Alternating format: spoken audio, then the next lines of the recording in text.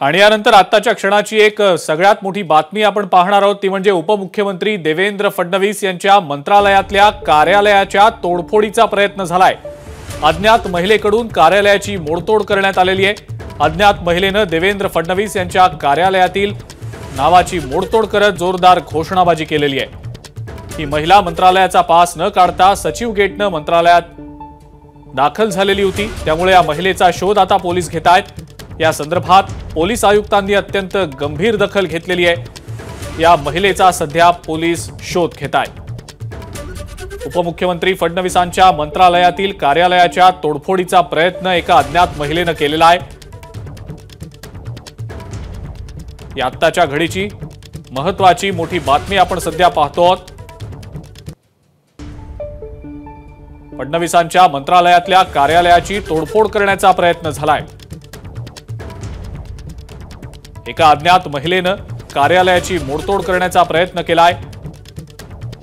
मंत्रालयाच्या सुरक्षेत ही एक मोठी चूक आहे की काय अशी चर्चा आता सुरू आहे, कारण मंत्रालयाचा पास न काढता सचिव गेटमधनं ही महिला आतमध्ये आली होती अशी माहिती मिळते।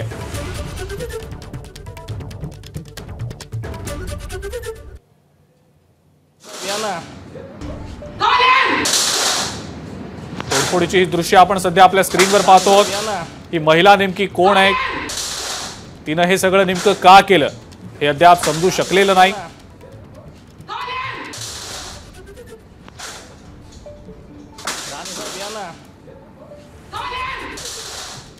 उपमुख्यमंत्री फडणवीसांच्या मंत्रालयातल्या कार्यालयाची तोडफोड करण्याचा प्रयत्न एका अज्ञात महिलेने केलेला आहे। भाजपचे नेते आमदार प्रवीण दरेकर आहेत सध्या आपल्या सोबत फोन लाईनवरनं, त्यांची या संदर्भातली प्रतिक्रिया आपण जाणून घेऊया। प्रवीणजी, एका अज्ञात महिलेने फडणवीसांच्या मंत्रालयातल्या कार्यालयाची तोडफोड करण्याचा प्रयत्न केलेला आहे, आपली पहिली प्रतिक्रिया।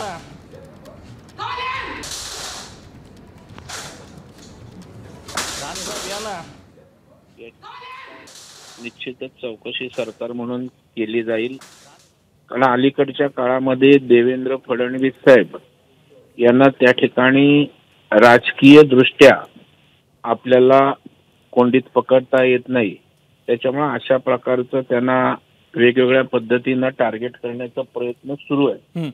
त्याचाच हा भाग आहे की कसं या निमित्तानं त्या ठिकाणी पाहण्याची आवश्यकता आहे। आणि आता गृहमंत्र्यांच्या इथे जाऊन जर अशा प्रकारची तोडफोड केली जात असेल तर निश्चितच शासनानं तात्काळ चौकशी करून कठोर कारवाई केली पाहिजे। आणि कारवाईपेक्षा या मागचं नेमकं कारण काय आहे, अशा परिस्थितीमध्ये ती महिला कोण आहे, का आली, कशासाठी आली, तिच्या मागे बोलवता धनी कोण आहे की कुठला त्याच्या मागे काही उद्देशाने झालंय, या सगळ्या गोष्टी तपासण्याची अत्यंत आवश्यकता आहे। कारण अशी गोष्ट होणं अत्यंत गंभीर आहे। का मानसिकता त्या तरुणीची महिलेची कशी आहे, सगळ्या गोष्टींचं मला वाटतं चौकशी तीच विश्लेषणात्मक बोलता येईल। नाही, पण प्रवीणजी, आपण म्हणालात तसं की ही महिला नेमकी आली कशी, वरती पोहोचली कशी, तोडफोड कशी काय केली, आतमध्येच तिला प्रवेश कसा काय मिळाला, हा प्रश्न खरं तर महत्वाचा आहे। आणि मग ही मंत्रालयातल्या सुरक्षेची चूक आहे असं वाटत नाही का आपल्याला? नाही, मंत्रालयामध्ये या राज्यातला कुठलाही नागरिक किंवा कोणी देशातला नागरिक त्या ठिकाणी पास काढून या ओळखीनं त्या ठिकाणी आतमध्ये जाऊ शकतो। बरं, त्याच्यामुळे आता ती जाऊन तोडफोड करणार आहे त्या कार्यालयाच्या बाहेर हे तपासण्याची काही यंत्रणा आपल्याकडे नाहीये। त्याच्यामुळे आता ती बाबा काय हातामध्ये हत्यार आहे, रिव्हॉल्वर आहे, तर सुरक्षित त्यांनी दुर्लक्ष केलं, तर जाऊन त्या ठिकाणी ती काय करणार आहे? रोज हजारो लोक मंत्रालयात येत असतात, ठीक आहे, आणि त्याच्यामुळे त्यांच्या मनामध्ये किंवा डोक्यात काय चाललंय हे त्या सुरक्षा यंत्रणा कसं काय समजणार? मुद्दा कळला, परंतु आता या निमित्तानं सगळी चौकशी होईल आणि त्यातलं काय नेमकं कारण आहे ते लवकरच बाहेर येईल। ठीक आहे प्रवीणजी, खूप खूप धन्यवाद। आपण एबीपी माझाशी बोललात आणि प्रतिक्रिया दिलीत त्याबद्दल। गणेश ठाकूर आहेत आपले प्रतिनिधी आपल्यासोबत, या संदर्भातली अधिक माहिती आपण त्यांच्याकडनं जाणून घेऊया। गणेश, ही महिला नेमकी कशी काय मंत्रालयाच्या आतमध्ये शिरली, तिनं ही तोडफोड करण्याचा प्रयत्न नेमका कसा काय केला, नेमका हा सगळा घटनाक्रम काय होता? याबद्दल आता चौकशी सुरू आहे। मरीन ड्राईव्ह पोलिसांनी चौकशीला सुरुवात केलेली आहे आणि या प्रकरणामध्ये या महिलेचा शोध सुरू आहे। हिच्याकडे पास नव्हता, ही खूप रात्री आली होती ज्यावेळेस पोलीस यंत्रणा रात्रीच्या वेळेला कमी असते, कोणीही कार्यालयात नसतं आणि कार्यालय बंद झाल्यानंतर ही महिला तिथं आली, तिला तिथं थांबवण्याचा प्रयत्न केला गेला, मात्र ती थांबली नाही आणि त्यानंतर तिथं कार्यालय बंद पाहून बाहेर जे नेमप्लेट आहे ती खाली ओढली आणि तिथं घोषणाही दिली आणि त्यानंतर तिथून ती निघून गेली. या प्रकरणाचं गांभीर्य पाहता आता या महिलेला शोधलं जात आहे आणि या महिलेला शोधून तिच्यावर कारवाई केली जाणार आहे. ही आपल्यासोबत कोणाला तरी ही महिला घेऊन तिथं पोहोचली होती आणि या महिलेनं तिथं हा व्हिडिओही रेकॉर्ड केला किंवा व्हिडिओ कोणी रेकॉर्ड केला याबद्दलची माहिती मिळत नाही. मात्र मंत्रालयात अशा प्रकारे गृहमंत्र्यांच्या कार्यालयाबाहेर होणं हे योग्य नाही आहे आणि यासाठी आता पूर्णतः पोलीस यंत्रणा कामाला लागली आहे. मरीन ड्राईव्ह पोलीस या महिलेला शोधते आणि या महिलेपर्यंत पोहोचण्याचा प्रयत्न करत आहे. हे एक्सक्लुझिव्ह दृश्य आपण दाखवले ज्यामध्ये ही महिला तिथं देवेंद्र फडणवीस यांच्या नावाची प्लेट खाली काढताना आपण पाहू शकतो आणि तिथून बाहेर निघून जाते. अनेक प्रश्न आहेत, ज्या प्रश्नांची उत्तर आता तपासामध्ये समोर येतील. पण गणेश, प्राथमिक माहिती काय समोर येते? ही महिला मंत्रालयात शिरलीच कशी काय? मंत्रालयाचा पास नव्हता या महिलेकडे, ती सचिव गेटनं आत शिरली अशी प्राथमिक माहिती समोर आली. सुरक्षा यंत्रणांनी तपासणी केलेली नव्हती का? ही मंत्रालयातल्या सुरक्षा यंत्रणेची घोडचूक आहे का? अनेक प्रश्न या निमित्तानं उपस्थित होत आहेत. निश्चित ही मोठी चूक आहे. या प्रकरणामध्ये या महिलेला पास विनाही आत आली. तिथं मंत्रालयासारख्या महत्वाच्या परिसरामध्ये जिथं राज्याचा गाडा हाकला जातो तिथं अशा प्रकारे रात्री जरी महिला आली असेल तर रात्री अशी महिला पोचते. निश्चितपणे हिनं काहीतरी खोटे चिठ्ठ्या किंवा खोटे पास दाखवलेत का किंवा कोणाचा खोटा रेफरन्स आणलेला आहे का, कोणाचा फोन करून ती आत आली आहे का, हे सगळ्या बाबी आता तपासामध्ये समोर येतील. ठीक आहे गणेश, मी तुम्हाला काही क्षणांसाठी थांबवतो. पुन्हा एकदा येतो मी आपल्याकडे. आपल्या सोबत सध्या मंत्री सुधीर मुनगंटीवार देखील आहेत. त्यांची या संदर्भातली आपण प्रतिक्रिया जाणून घेऊया. मुनगंटीवार साहेब, ही खूप मोठी सुरक्षा यंत्रणांची चूक आहे असं आपल्याला वाटतं का? कारण मंत्रालयात ही महिला शिरते आणि फडणवीसांच्याच कार्यालयाच्या बाहेर तोडफोडीचा प्रयत्न करते. आपली पहिली प्रतिक्रिया. नाही, निश्चितपणे आपण जनहिताच्या दृष्टीने महाराष्ट्राच्या कानाकोपऱ्यातून मंत्रालयात लोक असल्याने तिथं सुरक्षेच्या संदर्भामध्ये अनेकदा शिथिलता दिली जाते. आमदारांच्या सोबत, मंत्र्यांच्या सोबत किंवा प्रमुख नेत्यांच्या सोबत अशा पद्धतीने लोक येत असतात आणि मंत्रालयात जेव्हा या अगोदरही सुरक्षा जेव्हा आपण फार टाईट केली तेव्हा सुद्धा आमदारांनी आक्षेप घेतले की अशाने जनतेच्या मनामध्ये मंत्रालयाबाबत रोष निर्माण होईल, शासनाबद्दल रोष निर्माण होईल आणि म्हणून पोलीस यंत्रणेवर दोन्हीकडून ताण असतो. एकीकडे आमदारांच्या सोबत येताना जर त्यांना हटकलं तर आमदार सुद्धा मग आपला जो आमदार असण्याचा अधिकार आहे त्याच्याबद्दल जागरूक होतात आणि मग अशा प्रसंगामध्ये साधारणतः अनेक लोक मंत्रालयात येतात. आता या घटनेची चौकशी दोन गोष्टीमुळे केली पाहिजे की फक्त सुरक्षा म्हणून नव्हे. आजकाल टूल किटचा एक प्रकार झाला आहे.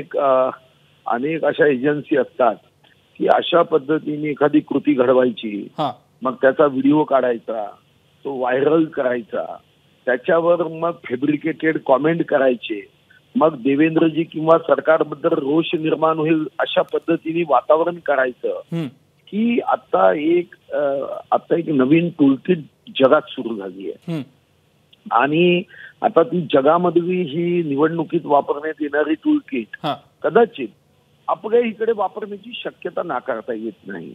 म्हणजे सामान्य व्यक्ती कितीही राग आला तरीही संविधानाच्या अमृत महोत्सवी वर्षात संयमाने वागतो आणि माझा स्वतःचा अनुभव आहे की या राज्यामध्ये सर्वसामान्य व्यक्ती इतका संयम कोणातही नाही.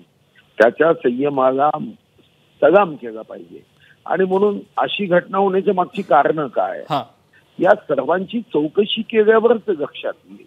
आणि मग यामध्ये काय घडलं आहे, मागेही तुम्ही बघितलं असेल 30 वर्षापूर्वीच्या केसेस ही काही या सरकारमध्ये नव्हती, पण काही जणांनी उडी मारली. ठीक आहे, तिथं जागी गावल्यांनी आता जीव गेला नाही.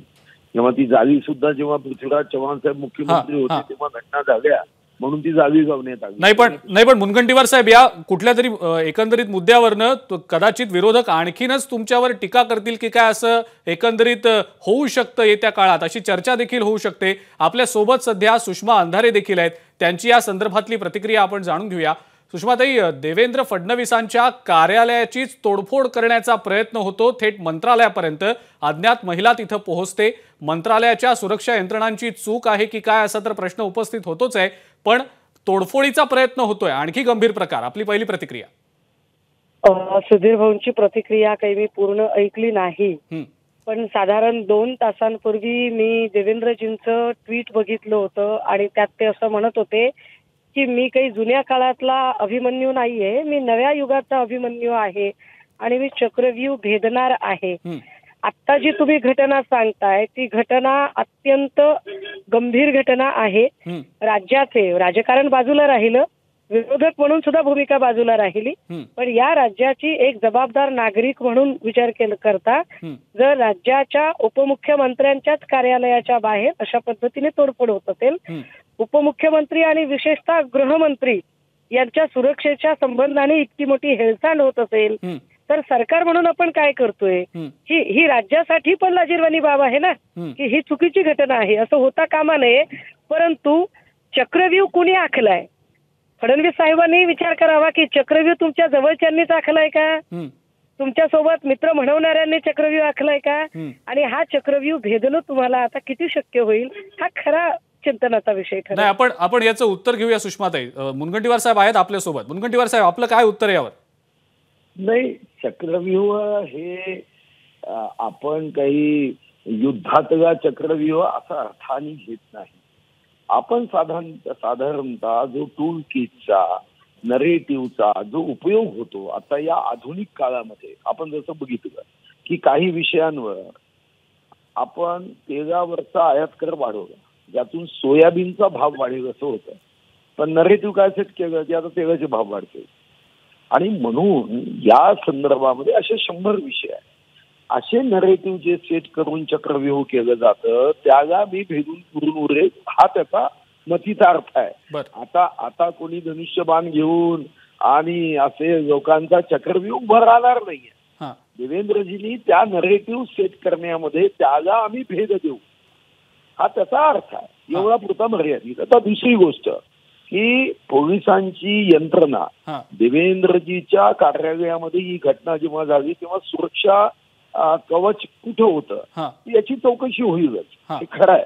आपण देशाच्या पंतप्रधान महोदयांना जे सर्वोच्च पदावर आहे तिथं ही सुरक्षा व्यवस्थेच्या हलगर्जीमुळे 2 देशाच्या पंतप्रधानांना आपला जीव गमवावा लागला, चिंतेची बाब आहे, खरंच चिंतेची आहे। तेव्हाही 2 पंतप्रधानांना जीव गमवावा लागला आणि म्हणून त्यातून आपण शिकून आताही या गोष्टीची गंभीर दखल घेत कुठं आपली सुरक्षा यंत्रणा कमी पडली असेल याच्यामध्ये काही दोष। ठीक आहे सुषमाताई, सुधीर भाऊ म्हणतायत की चौकशी होईल आणि नंतर कळेल नेमकं कुठे हलगर्जीपणा झालाय ते। नाही, चक्रव्यूहाच्या संबंधाने बोलताना त्यांनी फार बादराईने संबंध जोडायचा प्रयत्न केला। असो, मी मूळ मुद्द्याकडे येते की फडणवीस साहेबांच्या सुरक्षेच्या संबंधाने बोलताना त्यांनी इतिहासातले दाखले द्यायचा प्रयत्न केला, पण महोदय आता काळ 21वे शतक आहे, कमालीची आधुनिक तंत्रज्ञान प्रगत झालेलं आहे। अशा सगळ्या परिस्थितीमध्ये सुरक्षा यंत्रणेसाठी जिथे एंट्रन्सला खूप मोठी सुरक्षा आहे, स्कॅनिंग आहे, थंबिंग आहे, आणि या सगळ्या सुरक्षा भेदून कुणीतरी बाहेर येतं, विशेषतः महाशक्तीचा काळ चालू आहे आणि नॉन बायोलॉजिकल पंतप्रधानांच्या पक्षाचा उपमुख्यमंत्री म्हणजे फार मोठी गोष्ट आहे ना। आणि एवढ्या मोठ्या महान विभूतींच्या संबंधाने असा हलगर्जीपणा होणं ही चिंतेची बाब आहे, असं होता कामा नये। उलट मी तर म्हणते जबाबदार या राज्याची नागरिक म्हणून मला अपेक्षा आहेत की माझ्या राज्याचा मुख्यमंत्री आणि उपमुख्यमंत्री सुरक्षित असला पाहिजे। जर माझ्या राज्याचे गृहमंत्री सुरक्षित नसतील, माझ्या राज्याचे उपमुख्यमंत्री सुरक्षित नसतील, तर असे असुरक्षित गृहमंत्री आम्हाला या राज्याची महिला, या राज्याची लेखबाळ म्हणून ते आम्हाला काय सुरक्षा देतील बरं? ठीक आहे, मुद्दा कळला आपला सुषमाताई। आणि सुधीर भाऊ, आपले देखील आभार, आपण देखील प्रतिक्रिया दिली त्याबद्दल। सुषमाताई, आपण देखील प्रतिक्रिया दिली त्याबद्दल आपले देखील आभार। अत्यंत गंभीर ही घटना आणि या सगळ्याची निश्चितपणे चौकशी होईल असं सुधीर मुनगंटीवार यांनी म्हटलेलं आहे। बघूया आपण येत्या काळात नेमकं या सगळ्यामध्ये काय होतं ते। एबीपी माझा, उघडा डोळे बघा नीट।